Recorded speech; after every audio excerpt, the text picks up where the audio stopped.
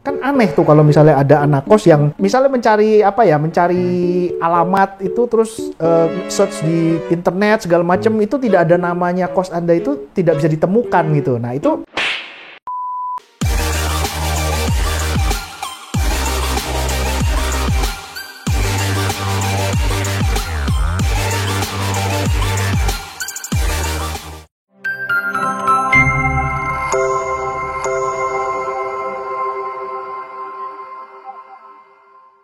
halo teman-teman, kembali lagi ketemu dengan Andi di sini di channel King Kos, si Raja Kos. Pada video hari ini saya akan memberikan 5 buah tips ya buat teman-teman semua, bagaimana supaya kos teman-teman semua itu bisa menjadi kos yang mempunyai image yang bagus, terus mempunyai kepercayaan dari orang, terus mempunyai keprofesionalitasan. Saya akan berikan 5 tips ini. Nah, sebelum masuk ke tips yang pertama, silahkan teman-teman kalau mau subscribe, silahkan subscribe dulu. Terus supaya tidak ketinggalan video-video saya berikutnya, jangan lupa nyalakan lonceng notifikasi.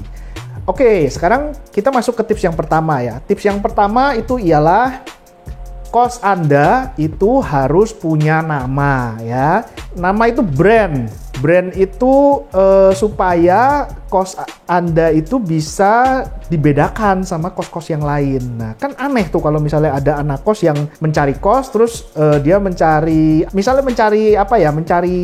alamat itu terus search di internet segala macam, itu tidak ada namanya kos Anda, itu tidak bisa ditemukan gitu. Nah, itu akan menjadi suatu nilai minus lah buat kos Anda, karena nama itu penting. Kalau namanya itu nanti sudah dibangun, brand image-nya bagus, maka makin lama nama itu tuh sebenarnya juga punya value, sebenarnya punya nilai.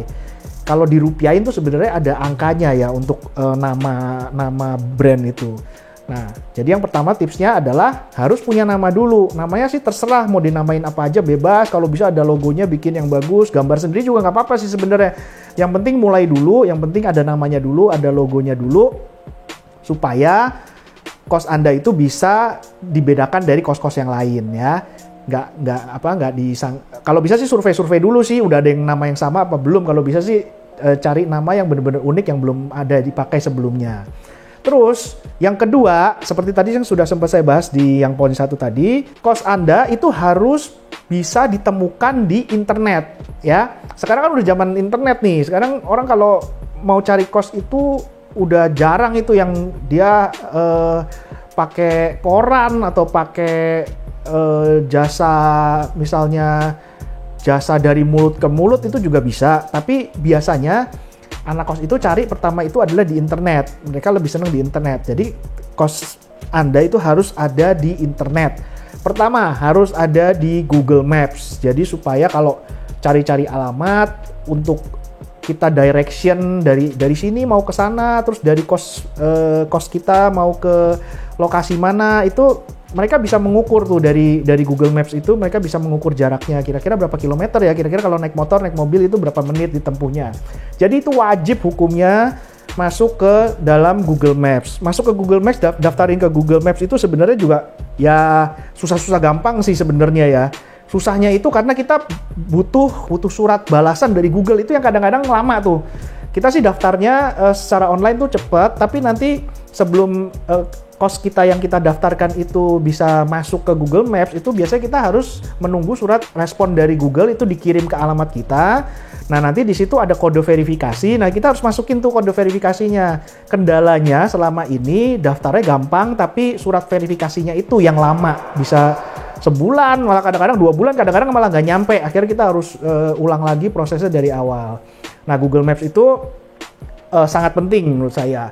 Terus yang kedua adalah di media sosial. Jadi teman-teman harus bikin, kalau bisa ya, bikinlah kayak di Facebook itu ada fans page, terus ada Instagram itu kalau misalnya kita bikin, kalau bisa jangan pakai akun pribadi kita, bikinlah satu akun khusus yang untuk kos-kosan Anda gitu ya. Jadi misalnya namanya, kos saya namanya Ekos gitu ya. Saya punya akun Ekos itu di Instagram namanya Ekos, di Facebook namanya Ekos, di TikTok namanya Ekos. Nah, semua media sosialnya dinamakan kalau bisa namanya sama, nama kos kita. Nah, itu fungsinya supaya kalau ada anak kos yang nyari, apalagi sekarang generasi milenial, generasi Gen Z itu kan kalau semua informasi udah lewat internet, mereka akan lebih percaya, mereka akan lebih trust kalau melihat kos kita tuh ada di internet, apalagi kalau misalnya followernya udah banyak atau misalnya ternyata reviewnya di situ bagus, itu akan menjadi nilai plus buat teman-teman semua, kos teman-teman semua. Nah, website juga bisa, cuma website itu sekarang udah jarang sih ya, maksudnya media sosial sih lebih efektif daripada website. Kalau website itu kan biasanya hanya sebagai kalau website itu kan kita biasanya dicarinya kan di mesin pencari Google itu ya. Cuma kalau kita SEO-nya nggak bagus juga sebenarnya kita cari itu website kita juga nggak mungkin ada di halaman pertama, halaman kedua, mungkin di halaman kesekian gitu. Cuma nggak apa-apa kalau memang punya dana lebih untuk beli domain, beli hostingan, terus sekarang desain website juga nggak terlalu susah, banyak yang gratisan juga. Template gratisan maksudnya ya, nah itulah pakai juga nggak apa-apa, itu juga demi untuk mendongkrak brand image dari kos teman-teman semua.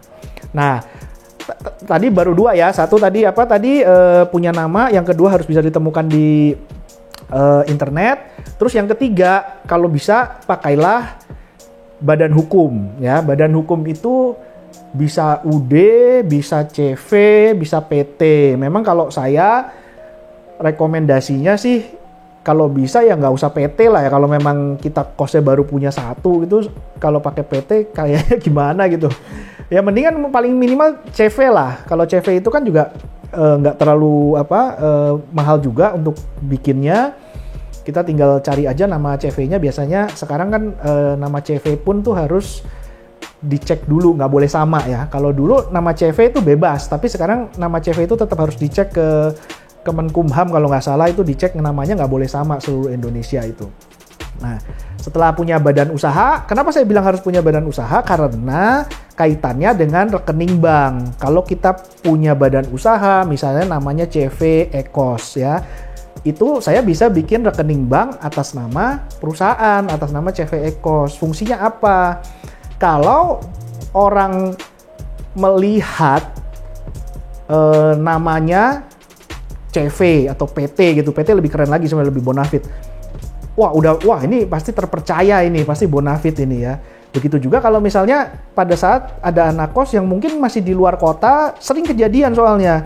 Anak kos itu masih di luar kota, dia search di internet, cari-cari kos-kosan, terus ketemu kos kita, bahkan dia belum lihat ke lokasi tuh, belum lihat ke lokasi langsung, tapi dia cuma lihat di media sosial, ngelihat video yang ada di website atau di media sosial kita, terus tertarik, terus kan dia mau booking nih. Apalagi pandemi sekarang ini tuh sangat banyak tuh yang kondisinya kayak gitu. Dia mau booking kondisinya dia masih di luar kota atau luar pulau, dia mau booking kasih DP tanda jadi untuk transfer. Nah, kalau transfernya itu kita kasih rekeningnya rekening perusahaan, rekening CV Ekos gitu. Nah, itu mereka akan semakin percaya. Mereka kan pasti akan lebih yakin lah mereka untuk transfer ke rekening ini daripada nama rekeningnya nama Andi atau nama Agus atau nama Budi gitu. Nah, itu kan biasanya kan penipuan-penipuan itu kan terjadinya kan seperti itu. Nama rekeningnya itu kan bisa nama siapa aja gitu, padahal belum tentu itu kan pemilik kosnya. Nah, kalau tadi hubungannya dengan yang poin nomor 1, kalau teman-teman bingung mau cari nama kosnya apa, ya udah pakai nama sendiri aja. Misalnya kos Bapak Andi, misalnya gitu ya. Nama kosnya kos Bapak Andi. Terus nanti kan otomatis kan kalau pakai rekening kan rekeningnya Andi gitu kan. Nah, itu agak bisa sedikit bisa meningkatkan level kepercayaan sih. Tapi kalau yang menurut saya yang benar-benar bonafit adalah yang pakai rekening perusahaan, namanya nama perusahaan.